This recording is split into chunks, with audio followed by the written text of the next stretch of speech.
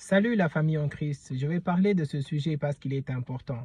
Je dois le dire que la majorité des hommes qui se marient dans notre génération sont, entre parenthèses, bénis d'avoir de très belles femmes, des femmes du niveau de la femme de rêve. Et merci au maquillage qui te donne à chaque opportunité une femme qui ressemble à la femme de rêve. J'ai été à beaucoup de mariages et tu te poses la question, est-ce qu'il y a moins que ça dans le marché? Parce que cette femme est belle et parfaite. Mais ce qui va avec le maquillage, c'est le temps que tu investis dans le maquillage. C'est beaucoup d'heures derrière le miroir.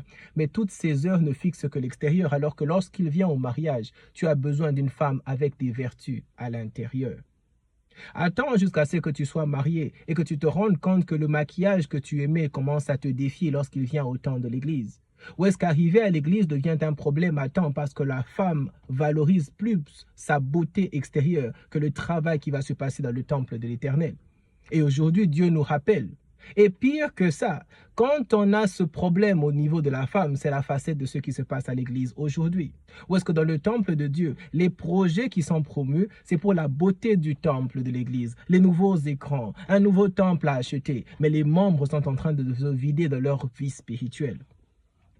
Lorsque Dieu appelle pour un projet, son projet a toujours pour objet de transformer la personne intérieure.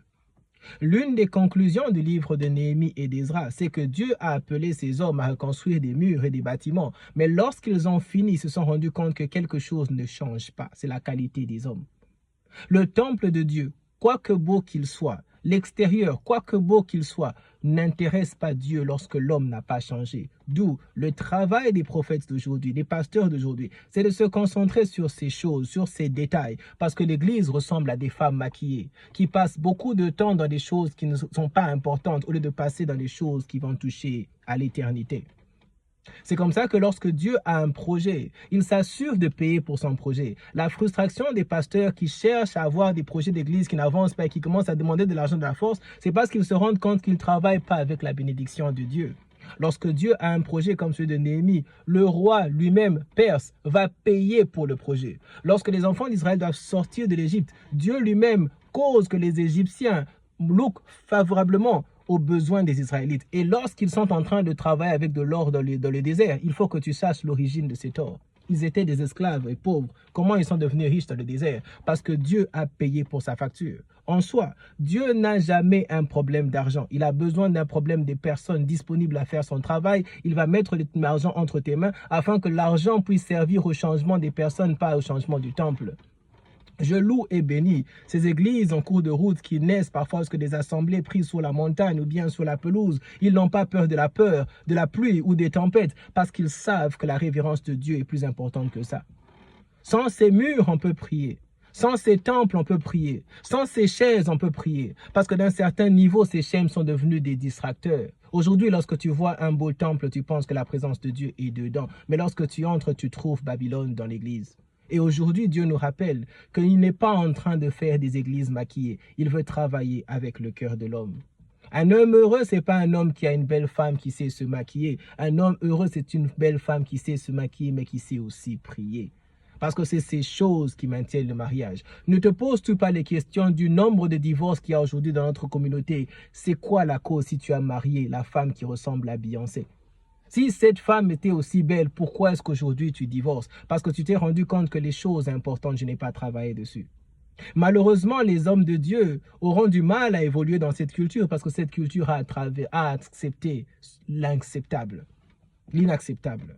Aujourd'hui, on fait la paix avec le mal. C'est comme ça qu'on appelle les hommes de Dieu à être doux dans leur langage, alors que lorsqu'il y a Babylone, la douceur est compliquée. Jésus a balancé devant le temple de le marché parce qu'il s'est rendu compte que ça, c'est Babylone. Les seules personnes avec qui Jésus parlait avec compassion, c'était des personnes qui reconnaissaient leurs péchés et qui venaient s'humilier devant lui pour dire « Seigneur, aide-moi ». Ce sont ces personnes qui méritent la compassion. Mais des personnes qui défient l'ordre de Dieu, qui viennent établir Babylone dans ton mariage, qui viennent établir Babylone dans ta famille, tu dois te lever comme un seul homme pour chasser ces choses de ta famille. Aujourd'hui, je viens encore appeler les enfants de Dieu à refléter sur l'histoire de Boaz et de Ruth. Lorsqu'il fallait épouser Ruth, Boaz n'était pas le premier sur la liste, il y avait quelqu'un d'autre. Lorsque ce quelqu'un d'autre était présenté, le terrain à gagner, il a dit « Je vais être celui qui prendrait le terrain ». entre mes mains, je l'achèterai. Mais lorsque Boaz lui informe qu'avant de prendre le terrain, tu dois accepter la personne de Ruth et l'épouser, il a dit ça, je rejette. C'est comme les chrétiens aujourd'hui. Ils veulent les bénédictions de Dieu, mais ils ne veulent pas accepter la personne de Jésus-Christ. Ils veulent être à l'aise dans leur mariage, mais ils ne veulent pas prier pour leur mariage. Ils veulent être belles avant d'aller à l'église, mais ne veulent pas accepter la présence de Dieu et être à temps dans le temple de Dieu. Que Dieu nous donne la grâce de comprendre l'histoire de Ruth. L'histoire de Ruth a caché la richesse de Ruth derrière la beauté de son caractère, les vertus de Ruth. La femme vertueuse, c'est la femme qui a des qualités à l'intérieur. L'église vertueuse, c'est l'église qui a des membres qui peuvent démontrer que cette église est belle de l'intérieur. On s'en fout de vos projecteurs, on s'en fout de votre nombre de temples, on s'en fout de la grandeur de votre église, on s'en fout de ces chaises confortables. On a besoin de voir des enfants de Dieu qui prient. Que Dieu bénisse les témoins de Jéhovah pour quelque chose de spécial qu'ils font. C'est ce ministère de la commission que Dieu fait après l'église, d'aller prêcher dans des maisons, d'aller prêcher à des personnes qui ne connaissent pas, parce que là, ils affirment qu'ils connaissent Dieu de façon intime, qu'ils comprennent le travail des enfants de Dieu, qu'après le temple, le travail de Dieu, c'est dans la rue, sous la pluie, sous les injures, sous les humiliations. Je me limite là encore ce jour pour essayer de te demander de quitter le culte du maquillage. Nous aimons les belles femmes, mais nous voulons des femmes qui sont belles de l'intérieur. Nous aimons les églises confortables, mais seulement si l'église en soi est belle. Salomon avait construit un temple très beau pour l'Éternel. Si ça suffisait, ton temple est moins beau que Salomon. Et Dieu l'a détruit. Il l'a détruit parce que ce n'est pas le temple qui compte, c'est la qualité des membres de l'église. Que le Seigneur te bénisse abondamment.